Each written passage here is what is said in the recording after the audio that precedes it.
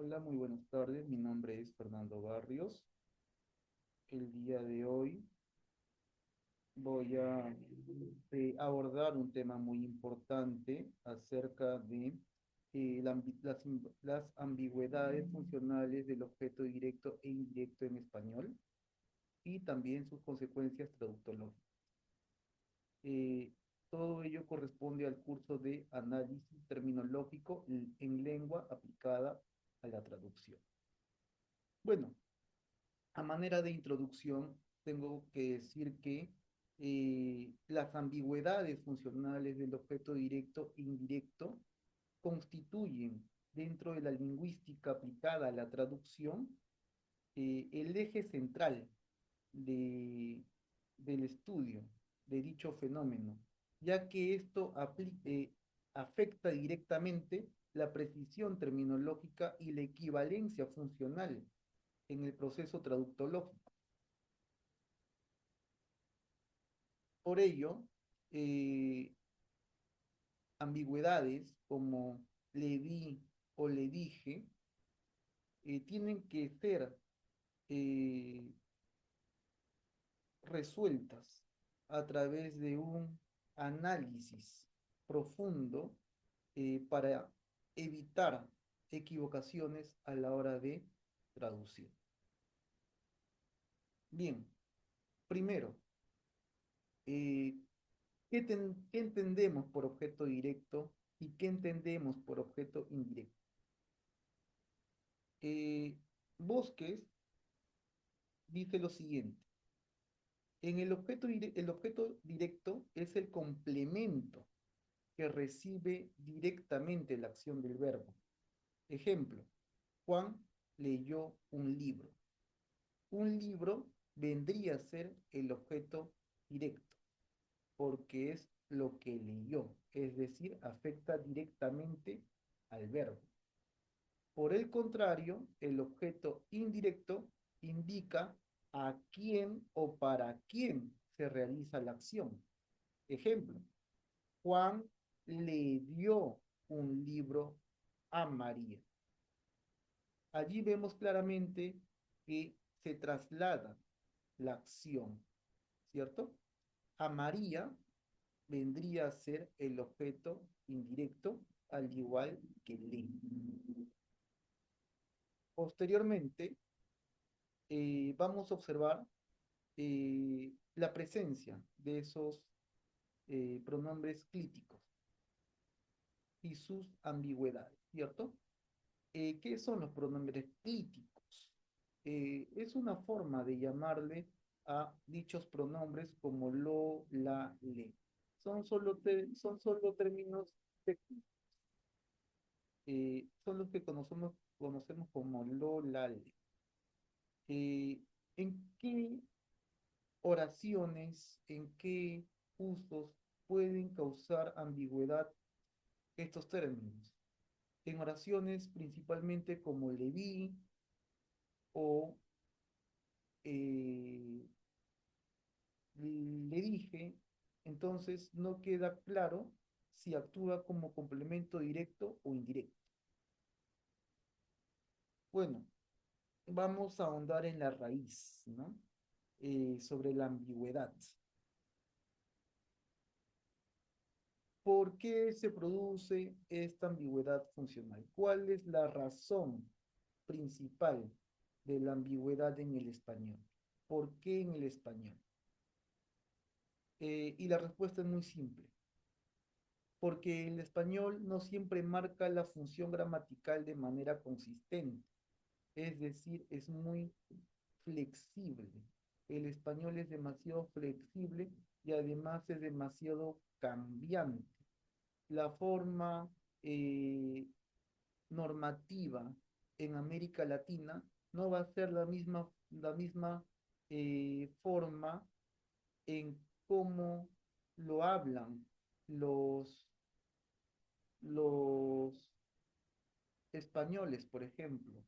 Hay una, Hay una marcada diferencia en cuanto a expresiones aceptadas en España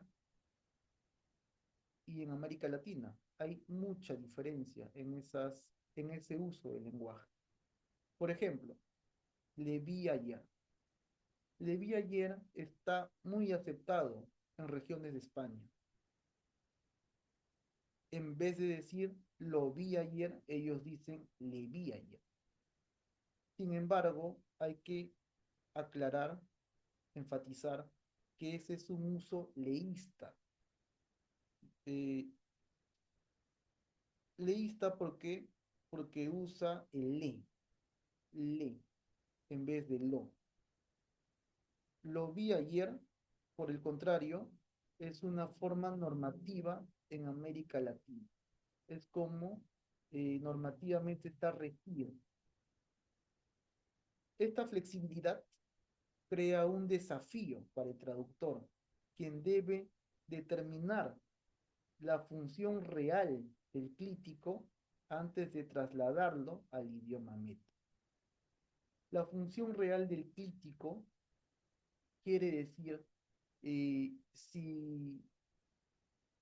esos pronombres, la, lo, le, cumplen la función de objeto directo u objeto indirecto. Entonces, ¿cómo resolver esas dudas que dejan esos pronombres críticos? Eh, Se puede abordar de cuatro maneras, muy sencillas. Lo primero, la primera técnica que, que se va a usar es el análisis del verbo y su estructura argumental. Es decir, que el traductor tiene que analizar si el verbo requiere un objeto directo o indirecto. Vamos a verlo por pasos. Ver y decir. Ver, lo dije, lo vi, le dije y lo vi. Le dije la verdad, lo vi. Lo vi, el verbo ver necesita un complemento directo, es decir, algo o a alguien que recibe la acción de ver. Por ejemplo, cuando decimos lo vi, ese lo sustituye al objeto directo. Lo vi. Ver es un verbo transitivo directo. Yo lo vi. No admite objeto indirecto porque no hay una transferencia o, o destinatario de la acción. Simplemente se percibe el objeto. No se traslada el objeto. La traducción en inglés de lo vi sería I saw him para referirse a una persona, si es hombre, ¿no? O I saw it, si se refiere a un objeto, por ejemplo. En inglés, el pronombre del objeto, ya sea him, it, cumplen solo la función de objeto directo. No hay confusión, porque el inglés no tiene clíticos que varíen según su función. Entonces, en este caso, lo se traduce directamente como objeto directo. Un traductor que confunda lo con le podría generar ambigüedad, ya que el inglés no marca esa distinción. Ahora vamos a analizar lo que es el verbo decir. En el caso, le dije la verdad. El verbo decir es bitransitivo. ¿Qué significa bitransitivo? Que tiene dos complementos, objeto indirecto y objeto directo. El objeto indirecto a quien se dice algo y el objeto directo lo que se dice. Ejemplo, le dije la verdad. Le, objeto indirecto. A él, a ella. La verdad vendría a ser objeto directo, el contenido de lo que se dice.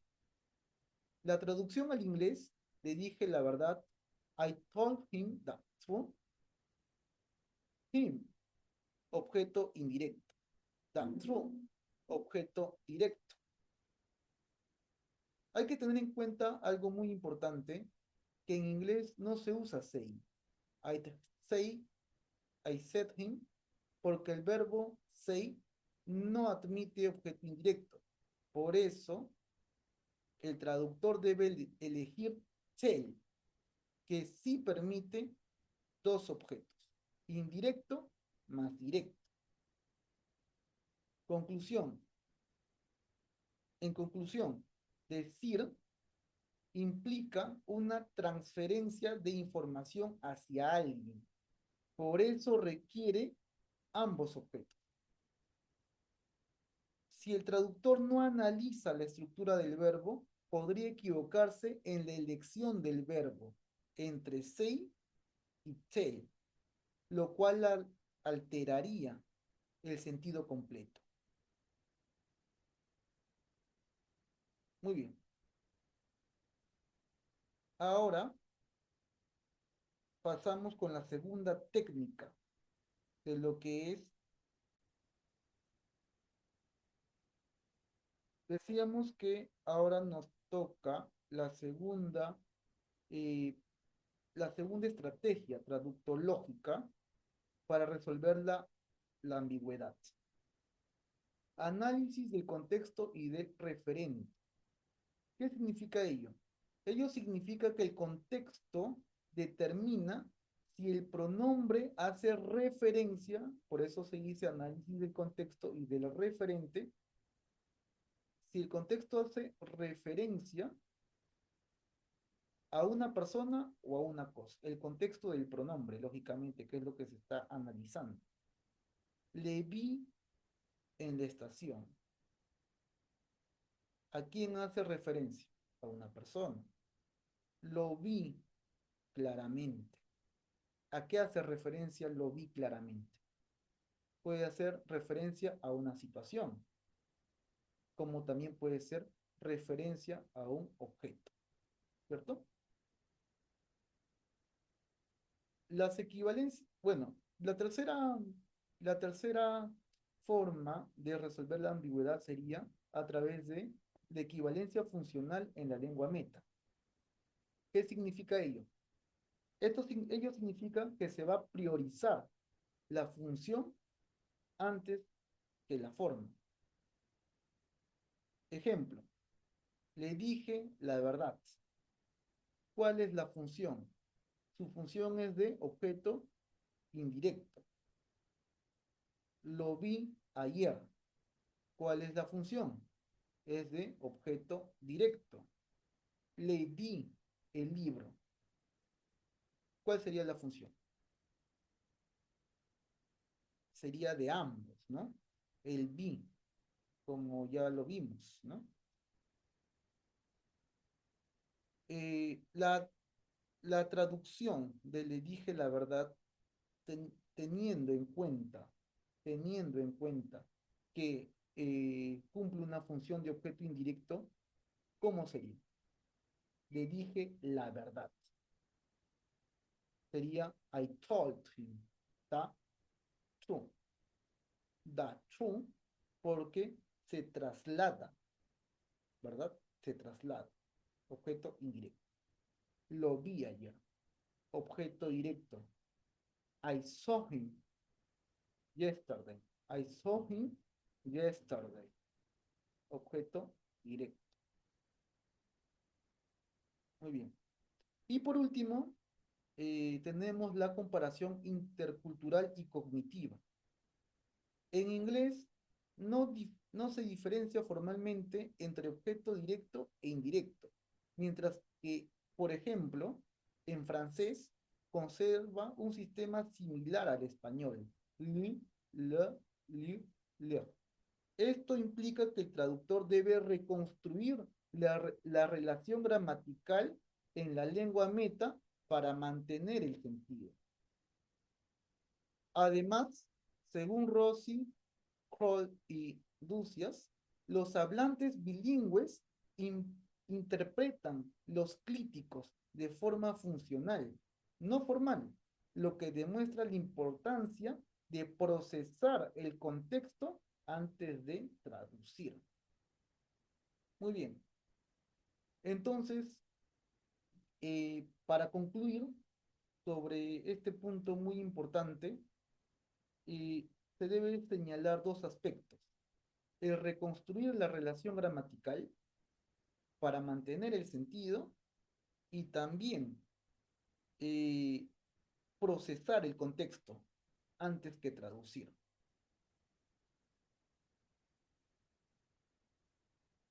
Ambos de la mano dan vida a lo que es la comparación intercultural y cognitiva.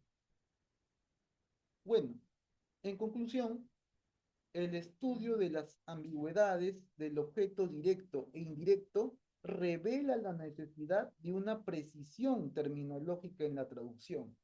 El traductor debe comprender la estructura sintáctica, el contexto discursivo y la función pronominal para garantizar equivalencias adecuadas. El dominio de estos aspectos no solo evita errores de interpretación, sino que también fortalece la competencia traductológica y la capacidad de análisis lingüístico del profesional de la traducción. Bueno, esto sería todo en cuanto a la investigación que he realizado sobre el tema y ahora voy a proceder a eh, ponerlo en un, en un documento para que quede eh, materializado.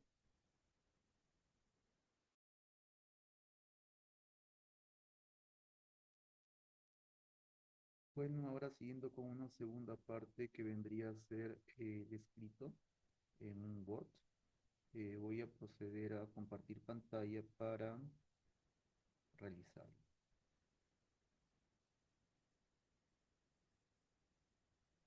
Aquí solamente se pide que se ponga lo que es la solución de la pregunta. ¿Cómo resuelven los traductores e intérpretes la ambigüedad entre complemento directo e indirecto en casos como Levi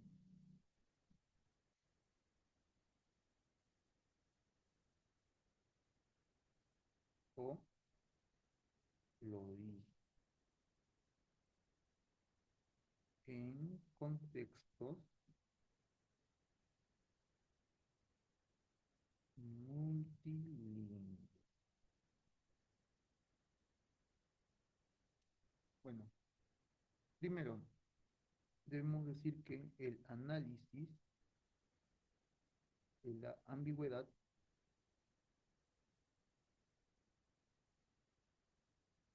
entre los objetos directos,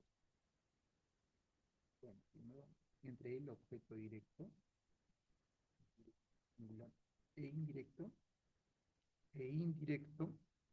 en español demuestra, demuestra que este fenómeno va más allá de una cuestión puramente gramatical.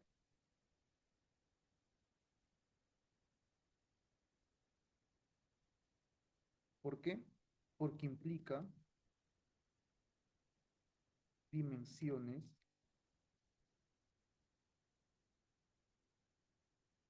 semánticas pragmáticas y cognitivas.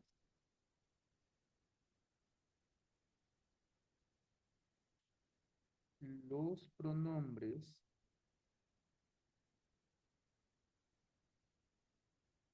críticos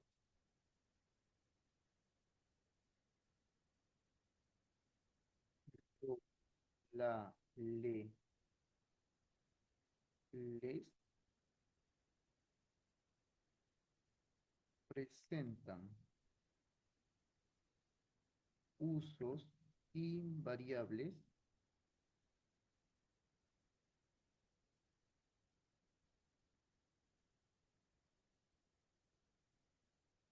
que dependen del verbo,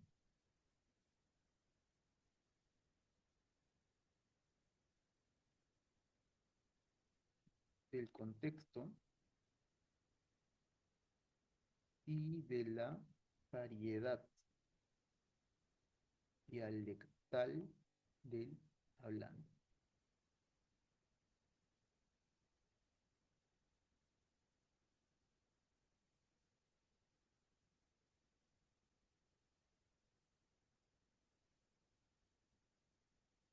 Expresiones como le vi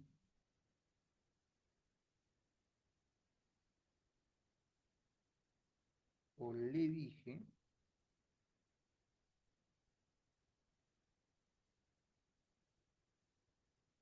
evidencian cómo el sistema pronominal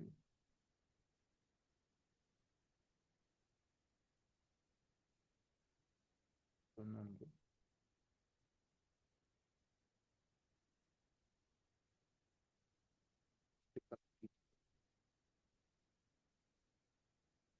cómo el sistema pronominal del,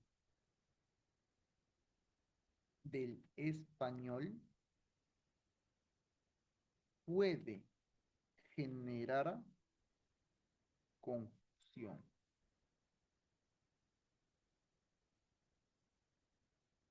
especialmente cuando intervienen fenómenos como el leísmo, el laísmo y el loísmo, aceptadas en ciertas regiones y rechazadas en otras.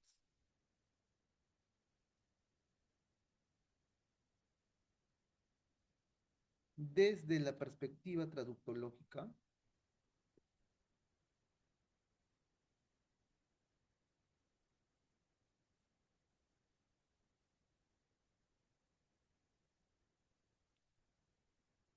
esta ambigüedad representa un desafío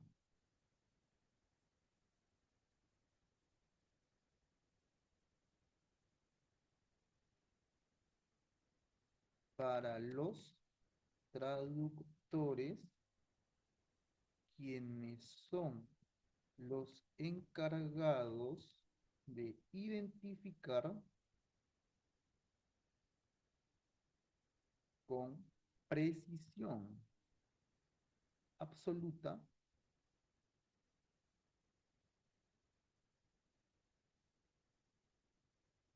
la función sintáctica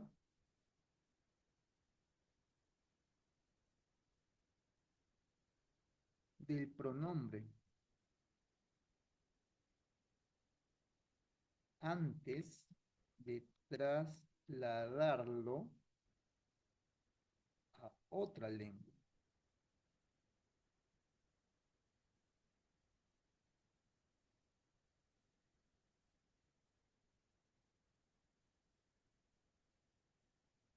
Bueno, también eh, vamos a hablar sobre las estrategias, apuntar sobre las estrategias, ¿no? Existen estrategias,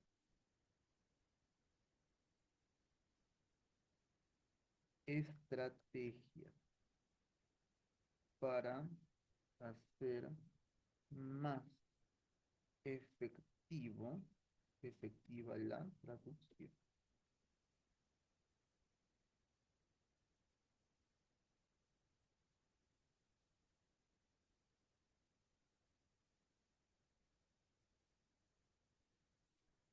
¿Cuál es la primera estrategia?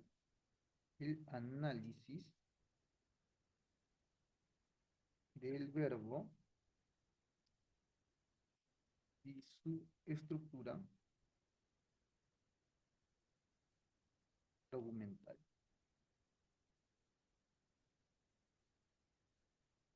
Esto es para definir si exige uno o ambos complementos. 2. La interpretación del contexto.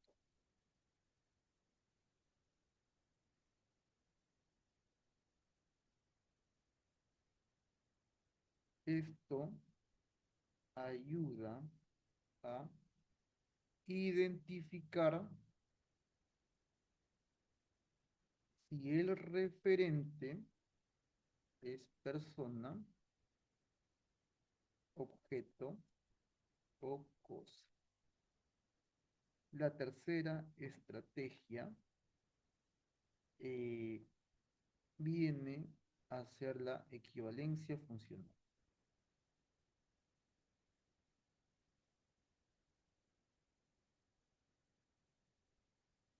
Que permite mantener la función gramatical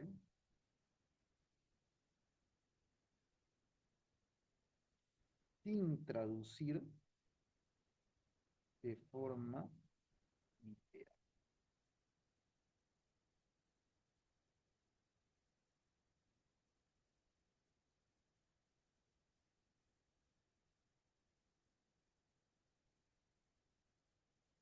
Tenemos idiomas como el inglés, el francés y el portugués que los podemos comparar eh, y podemos decir que cada idioma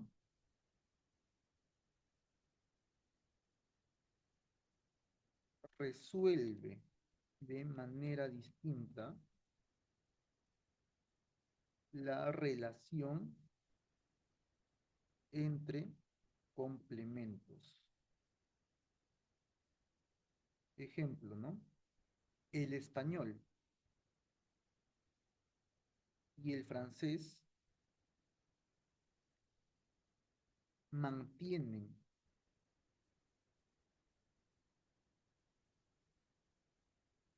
una distinción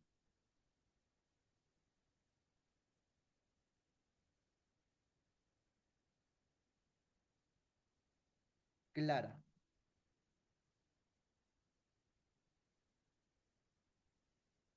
Por ejemplo, le, la, liu y la. Ahí tenemos los pronombres clínicos. Por el contrario,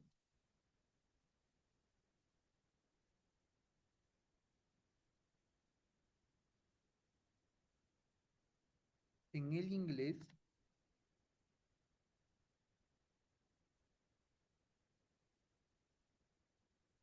utilizamos el orden sintáctico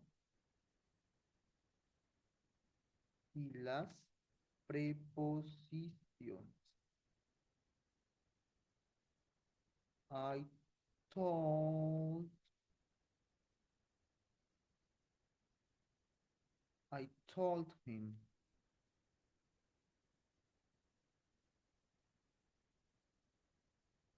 I saw him. Aquí se evidencia claramente ¿verdad? Bueno, estas diferencias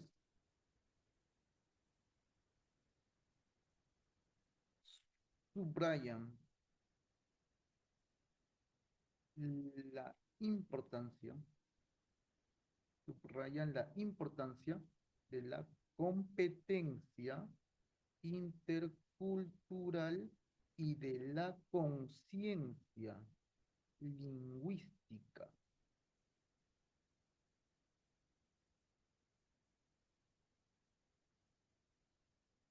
en la práctica traductora.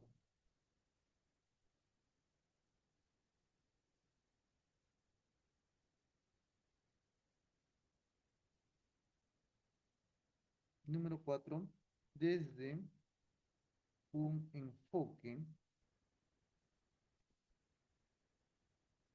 cognitivo,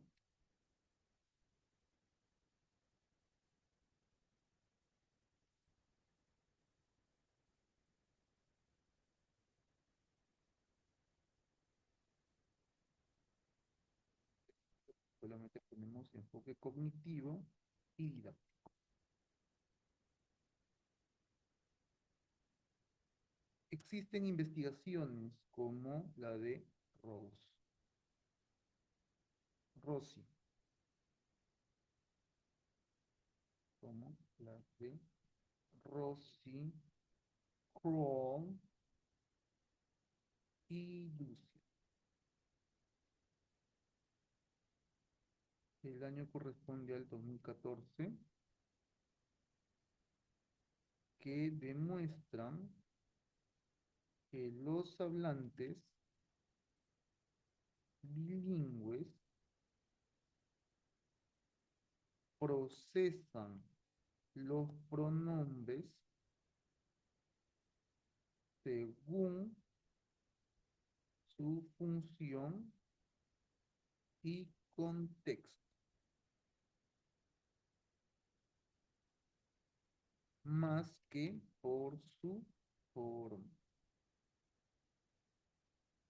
Esto indica que traducir implica un proceso complejo en el que se activan conocimientos lingüísticos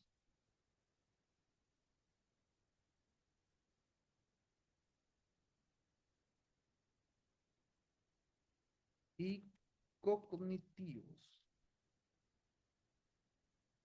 simultáneamente.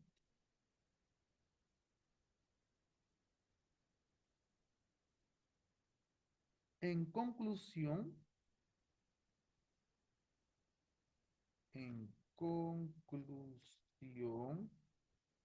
la ambigüedad entre los objetos, entre el objeto directo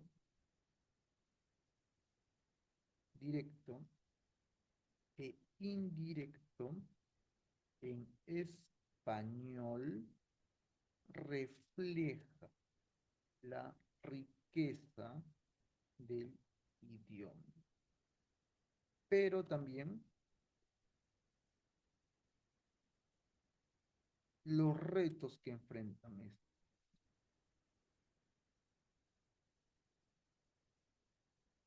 que enfrenta el traductor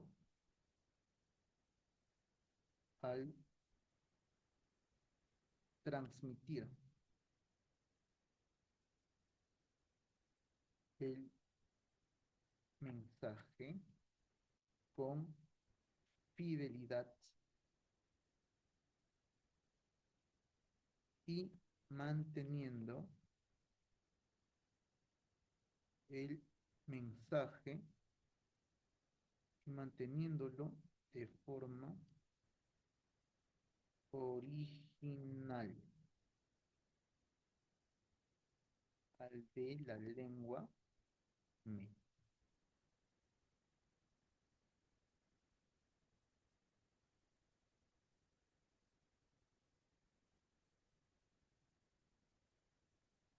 Resolver requiere de una comprensión profunda de la gramática.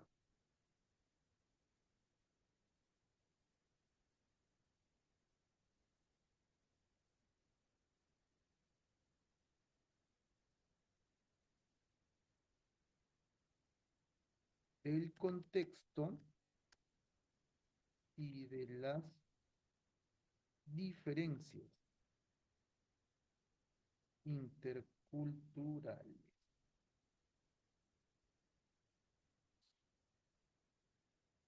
Y solo mediante un enfoque integral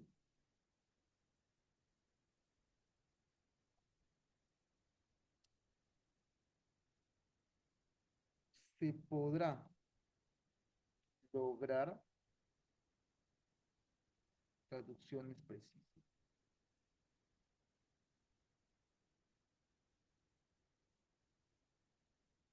¿Cuáles son esos elementos que hemos señalado? El análisis lingüístico,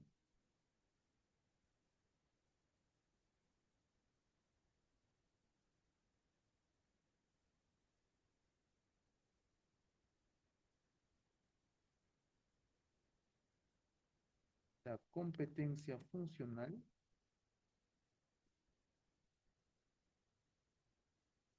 y la sensibilidad interpretativa.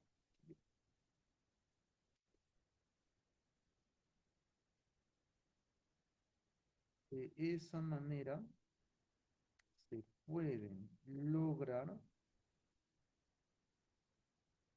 traducciones precisas, naturales y coherentes